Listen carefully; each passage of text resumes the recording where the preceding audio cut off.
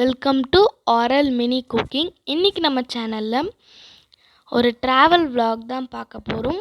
எங்கே போயிட்டுருக்கோன்னு பார்த்தீங்கன்னா, நம்ம புதுக்கோட்டையில் இருக்க பொற்பனை முனீஸ்வரர் கோவில் ஆலயத்தில் தான் போயிட்டுருக்கோம். இதோடைய வழி பார்த்திங்கன்னா, நம்ம சென்னையிலேருந்து போகணும்னா முதல்ல திருச்சி போயிட்டு அப்புறமா புதுக்கோட்டை போகணும். புதுக்கோட்டையிலேருந்து 7 கிலோமீட்டர் தொலைவில் இந்த பொற்பனைக்கோட்டை முனீஸ்வரர் ஆலயம் அமைந்துள்ளது. இக்கோவில் மிகவும் பழமை வாய்ந்ததாகவும் 12ஆம் நூற்றாண்டில் சோழ மன்னர்களால் இக்கோவில் கட்டப்பட்டுள்ளது. இப்போ நம்ம கோவிலுக்குள்ளே வந்துட்டோம். முதல் கடவுளாகிய விநாயகரை வணங்கிட்டு உள்ளே போவோம்.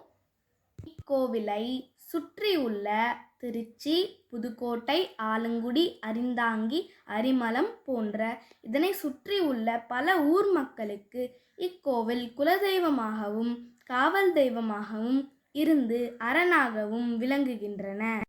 இப்போ நீங்கள் பார்த்துட்ருக்க இந்த சூலாயுதமும் வேல்களும் பலருடைய நேர்த்தி கடன்களாகவும் வேண்டுதல்களாகவும் விளங்குகின்றன.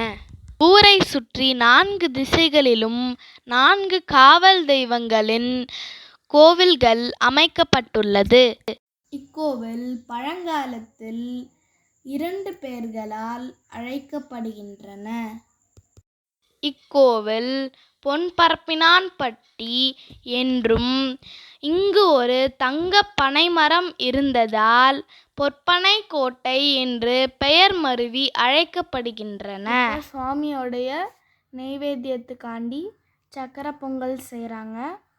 இந்த சக்கரை பொங்கல் செஞ்சு முடித்ததும் நம்ம சுவாமியோடைய விஸ்வரூப தரிசனத்தை அபிஷேகத்தை பார்த்துடலாம்.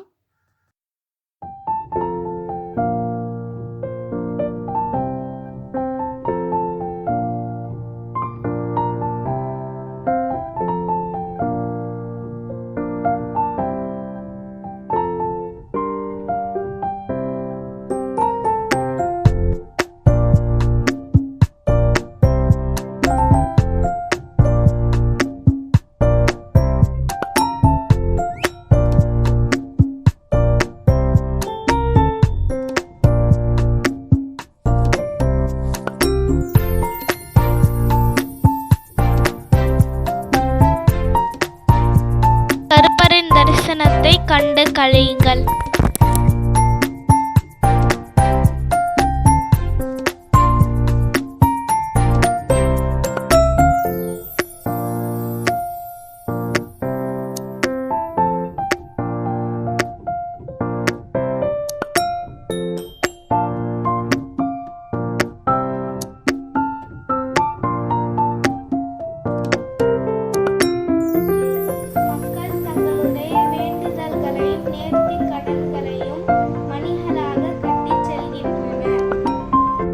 இப்போது இதனைத் தொடர்ந்து அம்மன் தரிசனத்தை காண இருக்கிறோம்.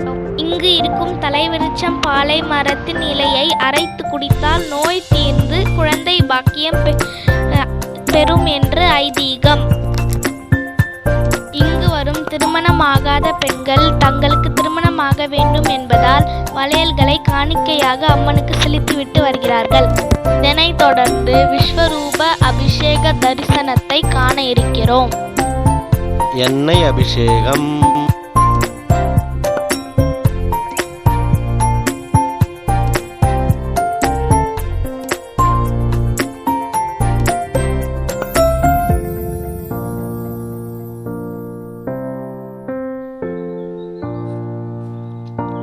பொடி அபிஷேகம்,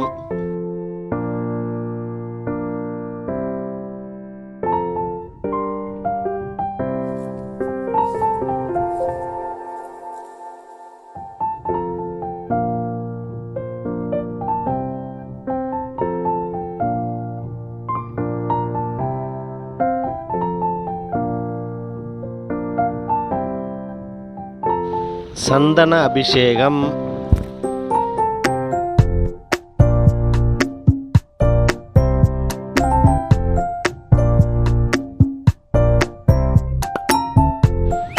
பால் அபிஷேகம்,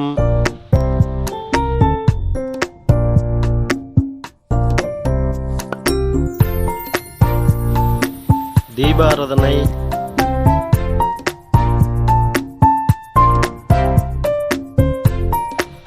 பச்சரிசி மாவு அபிஷேகம்.